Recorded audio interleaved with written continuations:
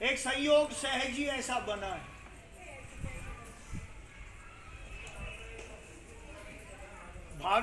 भागीरथ को जस मिलना है, गंगा का आना थे। तो ये तो इस महिमा को सुनना आप सबका सौभाग्य हो सकता है। बाकी मन है प्रतिक्षण विचारों को बदलता रहता है और अपने आप योग संयोग बन रहा है। आज भंडारा होगा भागवत का, तो 21 तारीख को अगले दिन 6 दिन बाद में 7वें दिन 21 तारीख को फिर भंडारा है।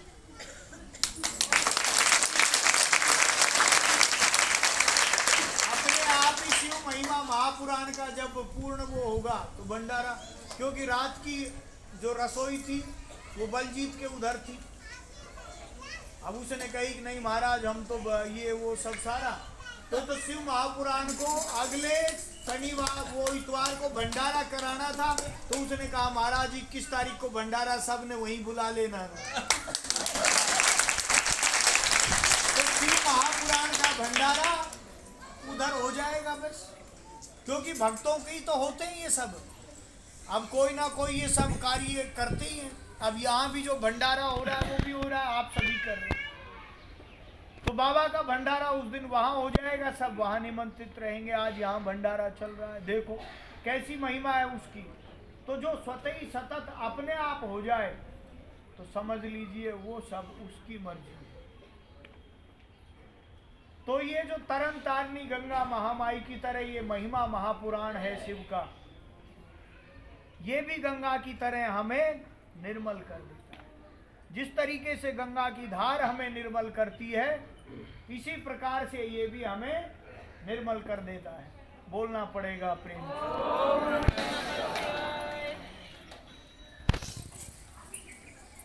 भंडारा हो रहा है, संत आ रहे, कोई ओगरदानी, कोई मठाधारी, कोई जटाधारी, कोई लठाधारी, कोई दूधाधारी, कोई स्थानधारी, कोई यहाँ धारी, कोई वहाँ धारी, किसी की सापी में धारी। देख तो सही ये दुनिया कैसी न्यारी न्यारी।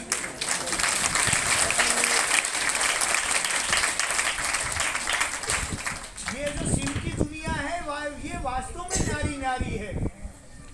एक दूसरे का विरोध फिर भी प्रेम। क्या? एक दूसरे का विरोध फिर भी प्रेम। देखो सारे परिवार के वाहन देखो, माता पार्वती का वाहन शेर है, भगवान का वाहन नंदी है, भगवान भोलेनाथ का।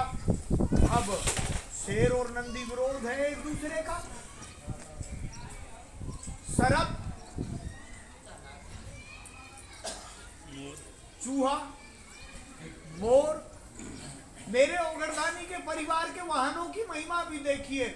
सब एक दूसरे के विरोध, पर प्रेम ने सबको संगठित कर रखा है। एक बार कहना पड़ेगा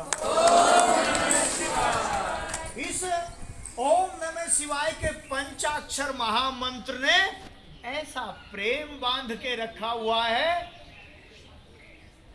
कि विरोध होते हुए भी प्रेम में सब बंधे हुए।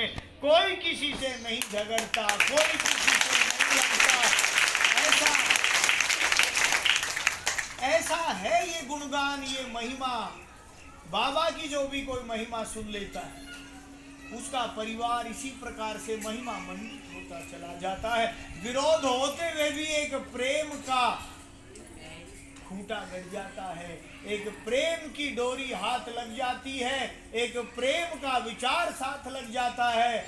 तो इस प्रकार से हमारा जीवन भी शिव में शिव परिवार की तरह हो जाता है।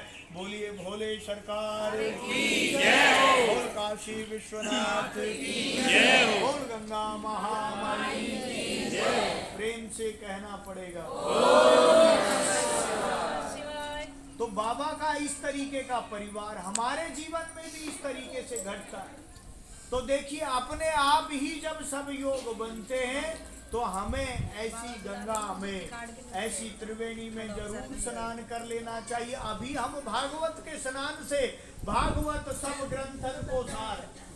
क्यों महाराज जी? भागवत सब ग्रंथन को सार, जैसे मैंने कहा दूध से दही, दही से मक्खन, मक्खन से घी बनता है, पर घी सबका सार है, घी सब का सार है।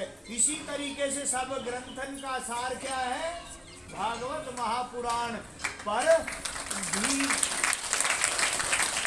जिस तरीके से भागवत महापुराण घी सबका सार है, इस सार का भी एक सार है, वो है शिव महिमा महापुराण।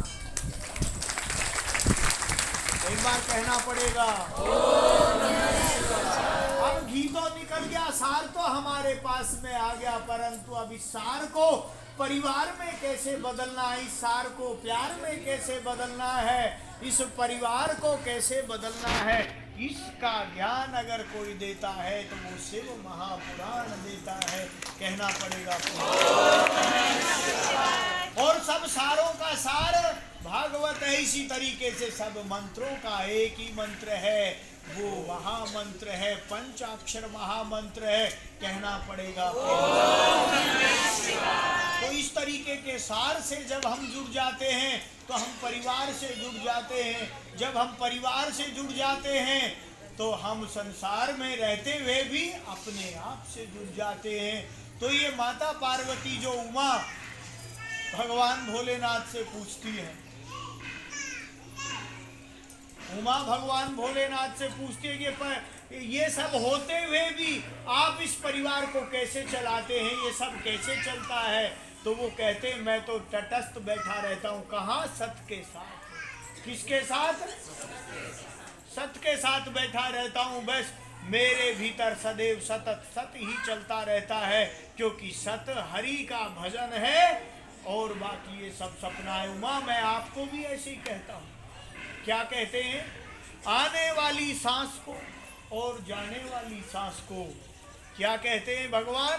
हे उमा, ये आती हुई सांस और जाती हुई सांस, ये संसार आ रहा है और जा रहा है।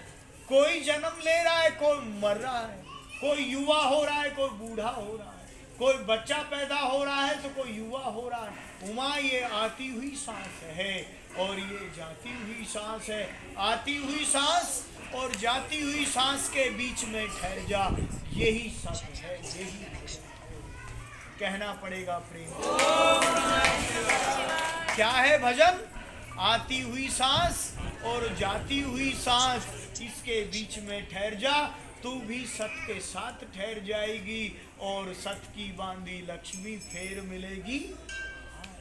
सत्य के सहारे सब तिरता है, सत्य के सहारे सब तिरता है। हमें कुछ मिले या ना मिले, बस सत्य मिल जाए तो हमें सत्य के सहारे जी लेना चाहिए, बोलना पड़ेगा।